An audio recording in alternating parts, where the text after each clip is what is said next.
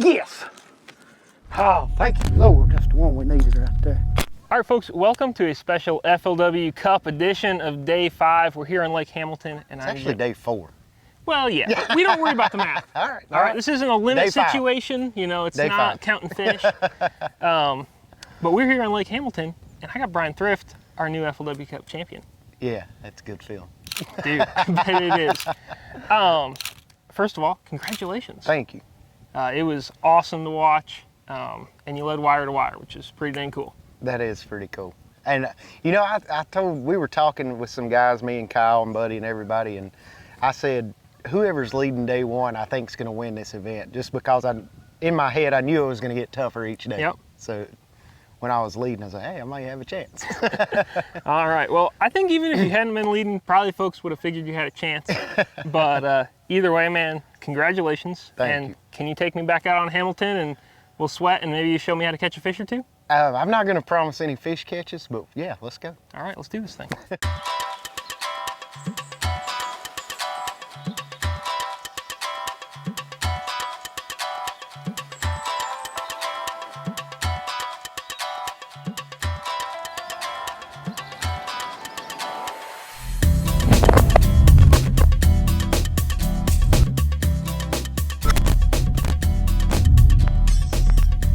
All right, Bryan, so you fished all over the lake, pretty much. A whole bunch of stuff, but this is where most of your fish came from. This was my home for the week, yeah. Like, I fished all over the lake, running brush and running shallow stuff, and then I had a home. This was my home. Yeah, if all else fails, I had the confidence to come in here and try to make one bite. Pretty much every afternoon, you did just that. Every afternoon.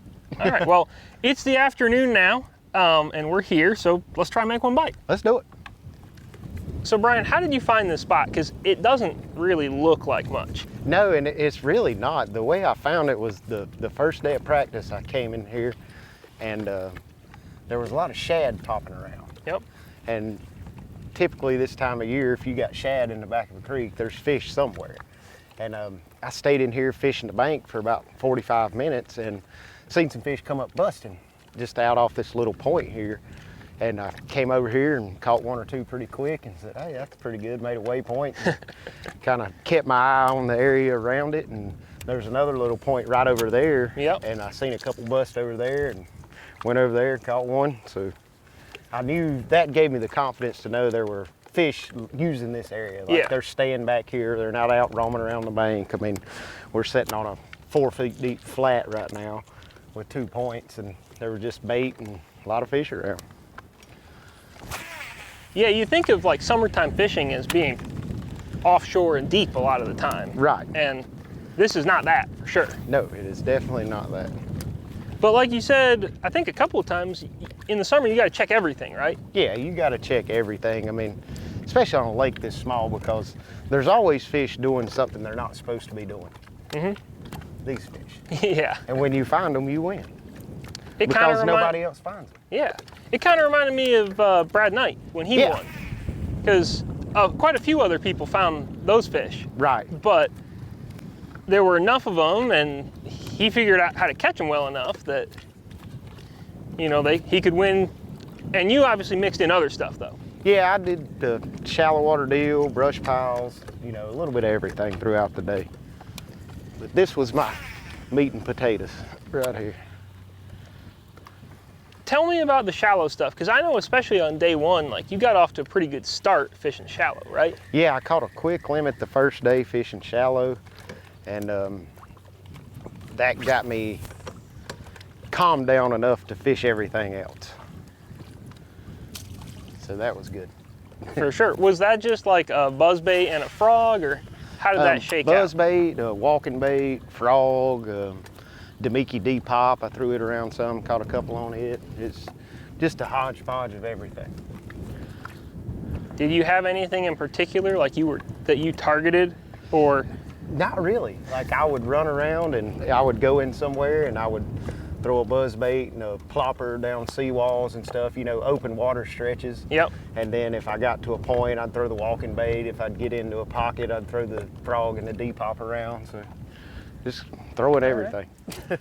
This lake reminds me so much of the little lake back home I fish called Moss Lake. The one that you win every Tuesday night or you fish on? Yeah, we went a lot there. But it reminds me a lot of that. You know, a small lake without much current, and everybody knows the same spots, and it's kind of like a chess game. Like the lake's small enough, you can keep an eye on what everybody's fishing. So if you've got a brush pile in the area and you're fishing around and you know nobody's hit it in 20 or 30 minutes, that gives those fish time to set back up on it. Swing back in. Swing in there and hit it and stuff like that. Did you, for your brush, I know at least on, I think it was day 2, you caught a good one out of it late, and yeah. You know, was there anything specific you targeted, or was it kind of a hodgepodge? Oh baby. Oh, it's a good one too. Yes, it is. Where was you at yesterday? Hey, you still had enough to win. I mean, everybody says that. I like it, man. Anyway, that's how you do it, folks. And that's what I did for 3 days. Come in here every day with the last hour and a half, 2 hours, cull out most of what I had, and win 300 grand. So Bryan, you threw a crankbait kind of shallow / medium quite a bit in this tournament. Yeah, like I cranked everywhere from 2 feet to 22 feet. I think I had 5 or 6 crankbaits on the deck each day, and just covering every depth of water with it.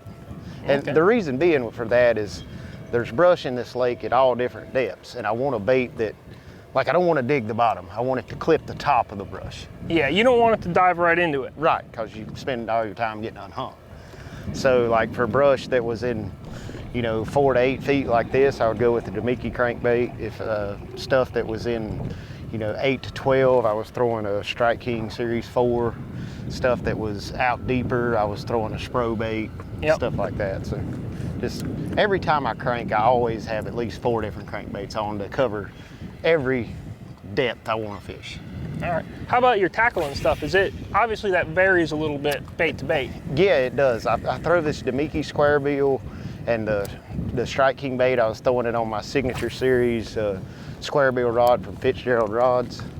And the deep diving baits I was throwing on a 7.4 heavy action cranking rod that I designed for Fitzgerald. It's a really good rod. You can make really long casts. It's still got a little bit of a tip, but it's got a lot of backbone to it. Yeah, I remember watching you some, and you were firing that big bait like across coves. Yeah.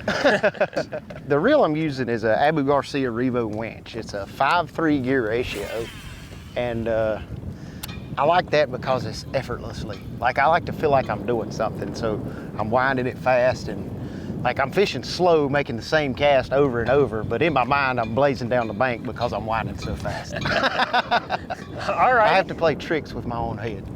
Whatever works, right? This is your first Cup win, and it's been kind of a long time coming. Or at least to the outside observer, it looks like that, because you've done everything else. What did it feel like to win? Man, it feels awesome. Like, this is actually the first time I've ever had a feeling that I really had a chance to win the Cup. Like, I've been close a couple times, and I've led going into the 3rd day at the Red River, but I still didn't feel like I really had a chance to win. Like you weren't on them enough. Right, yeah, I felt like I was running out of fish. I didn't have enough. And this is the first one where going into yesterday morning, I actually felt like I had a legitimate chance to win. All right. Was there at any point in the day where you kind of worried about it? Because you really started things off fast with the schooling fish, and then I guess you hit a bit of a lull, but then you rolled back into here and came together again. I never really got frustrated yesterday. Like, I started here and never got a bite in the morning, and then I ran to the schooling fish and caught a limit, and like once I had a limit, I was smooth sailing the rest of the day. Okay. You're on pace to be an all-time great. You know what I mean? I don't know. You've got 2 AOI titles. You're already 2nd overall in career earnings for FLW. Am I really? Yeah. I didn't know that. You passed up Scott Martin this week. Ooh. 300 grand does that. It helps. It does help. So I guess, where do you see yourself going from here? You know, what's next to accomplish, or just what do you want the rest of your career to look like? I want it to look like Larry Nixon and Jimmy Houston. Like, that's my goal, is I want to still be doing this when I get to be As long as you can stand up. Yes, as long as I have the ability and the strength to do it, I want to be out here like Larry and Jimmy are, still cashing checks and taking people's money. I like it. How do you feel about trying to win 2 cups? Because nobody's done that before. I'm not even going to venture to go there yet. I just won my first one, though. You can't Slow down a little, is what you're saying? Let's slow down just a touch. Now, I'll say this. You've won the last 2 tournaments you fished. I have done that. So that's pretty good. You know, I hadn't thought about that. Like the last 6 tournament days, I've led every day. That's all right. That is all right. And you finished, what, 3rd at Champlain for the tour event? Yeah. So It's been a good summer. You're on a hot streak. It's been a really good summer. Well, Bryan, I really appreciate you taking me out, showing me a little bit more of Hamilton, showing me how you caught him, talking about it. And dude, I've watched you fish for so many hours. I've watched you catch so many fish, win so much money, but boy, this was a special week. It really was. You know, I still don't know what to say about it. It's something that I've dreamt about for, I don't know, 15, 20 years. So finally to get one to bring to the house. I'm in the club that's won the cup now. So I like it. That's awesome. Well, dude, congratulations. Thank you very much.